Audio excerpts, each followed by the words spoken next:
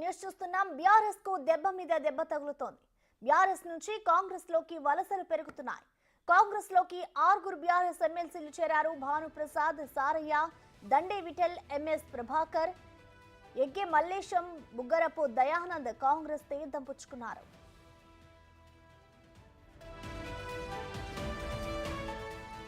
CM Revanth Reddy Delhi నుంచి రాగానే ఆయన నివాసంలో వారంతా కాంగ్రెస్ పార్టీలో చేరారు. పార్టీ కండువా కప్పి పార్టీలోకి ఆహ్వానించారు సీఎం రేవంత్. ఇప్పటి వరకు బీఆర్ఎస్ నుంచి 6 ఎమ్మెల్యేలు, 6 ఎమ్మెల్సీలు కాంగ్రెస్ లో చేరారు.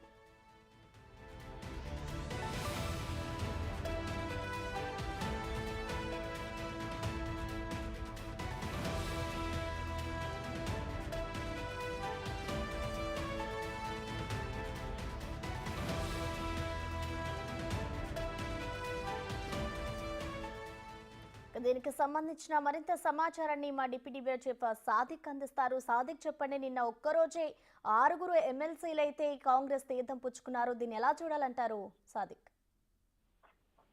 ప్రసన్న, బీఆర్ఎస్ పార్టీకి తీవ్రమైన కుదుపు జరిగింది. రాత్రి పొద్దున తర్వాత 6 ఎమ్మెల్సీలు కాంగ్రెస్ పార్టీలో చేరడం అన్నది రాజకీయంగా ప్రాధాన్యత సంతరించుకుంది. బీఆర్ఎస్ పార్టీలో ఒక పెద్ద సంక్షోభంగా చెప్పవచ్చు. ప్రధానంగా దీంట్లో దండే విఠల్ తో అంటే ఎమ్మెల్సీ దండే విఠల్, భానుప్రసాద్, ఎంఎస్ ప్రభాకర్, బొగ్గవరపు దయానంద్, ఎగ్గే మల్లేష్, బసవరాజ్, సారయ్య ఈ 6 ఎమ్మెల్సీలు ఒకేసారి ముఖ్యమంత్రి దీపదాస్ సమక్షంలో ముఖ్యమంత్రి రేవంత్ రెడ్డి ఇంట్లో రాత్రి పొద్దుపోయిన తర్వాత పార్టీలో చేరడం అన్నది ప్రాధాన్యత సంతరించుకుంది.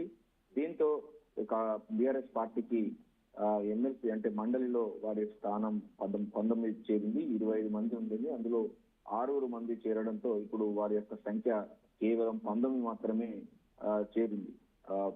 ఈ నేపథ్యంలోనే మరో 7 మంది కనుక కాంగ్రెస్ పార్టీలో చేరితే ఇక మండలిలో బీఆర్ఎస్ ఎంపీ అన్నది ఉనికి లేకుండా పోతుంది. సో వారి యొక్క ప్రాతినిధ్యం లేకుండా పోతుందని కూడా చెప్తా ఉన్నారు.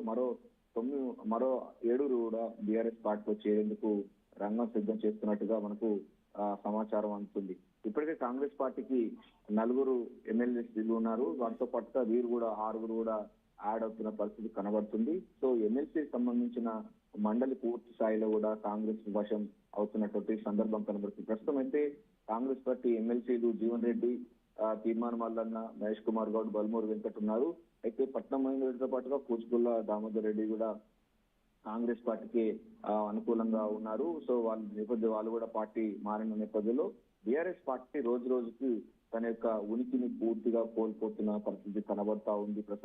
ప్రధానంగా ఇప్పటి వరకు మాజీ ముఖ్యమంత్రిగా ఉన్నటువంటి కేసీఆర్ ఎమ్మెల్యేలు వెళ్లకుండా తన ఫామ్ హౌస్ లో విందు భోజనాలు ఏర్పాటు చేసి వారితో ధైర్యం నింపే ప్రయత్నం చేస్తుండగా అనుకోకుండా ముఖ్యమంత్రి రేవంత్ రెడ్డి తన యొక్క రాజకీయమైనటువంటి ఫుల్ ఫోకస్ పెట్టడం జరిగింది. తన మార్పులు చూపించే విధంగా అటు ఎమ్మెల్యేలతో మాజీ ముఖ్యమంత్రి కేసీఆర్ మాట్లాడుతుంటే ఎమ్మెల్సీలు కాంగ్రెస్ పార్టీలో చేరడం అన్నది ప్రాధాన్యత సంతరించుకుంది. ఇక దీంట్లో మనకు 3 లోకల్ బాడీ సంబంధించినటువంటి బీఆర్ఎస్ ఎమ్మెల్సీలు కాంగ్రెస్ పార్టీలో చేరగా ఒక ఎమ్మెల్యే సంబంధించిన నామినేటెడ్ సంబంధించిన దాంట్లో 2 గవర్నర్ కోటలో వచ్చినటువంటి వాళ్ళు ఉండడం అన్నది ప్రాధాన్యత సంతరించుకుంది. బసవరాజ్, సారయ్య గవర్నర్ కోటలో ఎమ్మెల్సీగా కొనసాగుతా ఉన్నారు. బొగ్గవరపు దయానంద్ కూడా గవర్నర్ కోర్టులో కొనసాగుతుండగా ఎగ్గే మల్లేష్ ఎమ్మెల్యే కోర్టులో ఉన్నారు. ఎంఎస్ ప్రభాకర్ సంబంధించింది హైదరాబాద్ లోకల్ బాడీ ఎమ్మెల్సీగా కొనసాగుతున్నారు. భాను ప్రసాద్ కూడా కరీంనగర్ లోకల్ బాడీ ఎమ్మెల్సీ కోర్టులో ఉన్నటువంటి ప్రాతినిధ్యం వహిస్తున్నాడు. దండే విఠల్ కూడా ఆదిలాబాద్ జిల్లా నుంచి వెళ్ళి లోకల్ బాడీ ఎమ్మెల్సీగా కొనసాగుతున్న పరిస్థితి కనబడుతుంది.